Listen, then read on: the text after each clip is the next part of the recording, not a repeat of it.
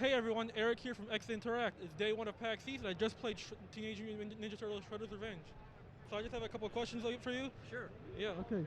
So first things first, how are you today? And is this your first Pax East? No, it's not my first PAX East. I think it's my fourth or my fifth. I came here with tribute games for a lot of previous games like Flint Hook, Curses and Chaos, Mercenary Kings, a whole bunch of games like that. So it's not, but it's the first time that we don't have to put up our own booth and we can just sit down and talk with the players and with the media. So Yeah. that's pretty nice. Yeah, that's pretty cool. For anyone who doesn't know, like, what is TMNT Shredder's Revenge? TMNT Shredder's Revenge is a brand new beat 'em up game starring the Teenage Mutant Ninja Turtles. It builds on the classic arcade games from the 90s that we all played when we were kids, and it's also based aesthetically on the 1987 cartoon, which is like one of the more popular versions of the TMNT. So it's really a modern remaking or reimagining of these games, but with a newer modern twist because that's what we do at Tribute Games. We do like classic looking games, but with modern twists. And in that endeavor, we were really helped out by Dotemu because they published also Streets of Rage 4. So these guys have recent 2020 beat 'em up expertise thanks to Streets of Rage. So they helped us a lot into finding out the good modern tweaks to put on the classic formula. So for you guys, what was the inspiration to work on TMNT? Like, did you guys like just decide you wanted to do a TMNT, or was it like a process about it? It's something we loved since our childhood. We're all little kids when we first encountered the turtles in video game form. And the other part of it is that we're an independent company and we create all our own characters.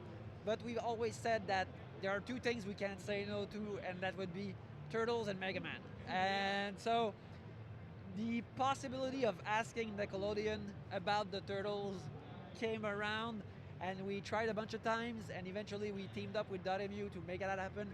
And then Nickelodeon finally said, sure. And so now I mean, a couple of years ago, we got to make that game. Yeah, that's pretty cool. So obviously, these past couple of years have been we dealing with the COVID-19 pandemic. Has that like affected development in any way? Have you guys learned any lessons about it? Well, the lessons was that everyone was pretty capable of working on their own, but there was something like a big part of that type of game, and we really want to have the communal aspect of multiplayer and being everyone around the arcade cabinet playing the four turtles. So we because that was the experience we wanted to recreate with the game, there was a bit of a bummer to be everyone like separated as we were making the game. We missed a bit of that energy, but otherwise it worked pretty well. We discovered that we could also work from afar with a lot of freelancers because the game is animation heavy. So we worked with a lot of them. So we realized that we still had pretty solid team spirit, even though we were all apart. But it went pretty well. So who's your favorite character to play as in the game? Um, I really the thing that's really great is how distinct each turtle have their own animations. I love that Raphael has a wrestling suplex, like he has the most wrestling moveset of them all, which I like a lot. And I also love April, the way that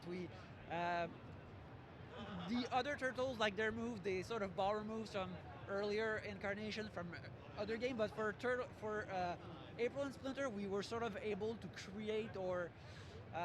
create their own moves or their own fighting persona, and that was exciting to do. So I really like Splinter and April's moves, but particularly like April, like early on, like I pitched to the artist like, oh, she has to move like Cynthia Rothrock and Yes Madam.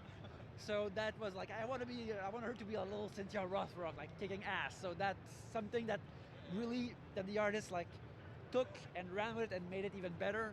So I really like that to see display on screen.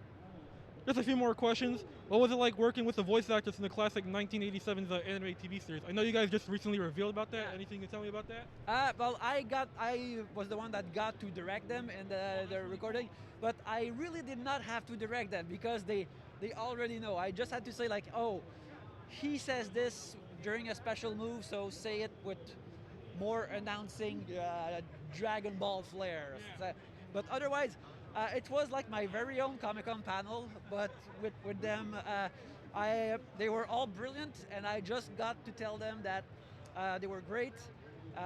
Also, I feel like the the character that our animations have is based a lot on their vocal performance from the cartoon, which is still extremely strong. I feel like the '87 cartoon is not story-wise like good as say like a Batman animated, but I think that the voice acting is just as strong and iconic as that show was. So I got to tell them that their performance like inspired our animation. So even though we didn't know for a while if we could even have voiceovers, but the fact that we got to match their actual performance to characters that were animated based on their performance was very special to us, and we really and I got a kick of being able to say it to them, and seeing Cam Clark and Barry Gordon, who also play Bebop and Rocksteady, like seeing them go into the voices, you can tell like they love doing their characters, but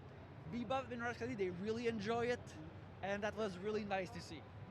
Where can we play Teenage Mutant Ninja Turtles: Shredder's Revenge? It's all platforms and Steam, summer 2022, so this summer.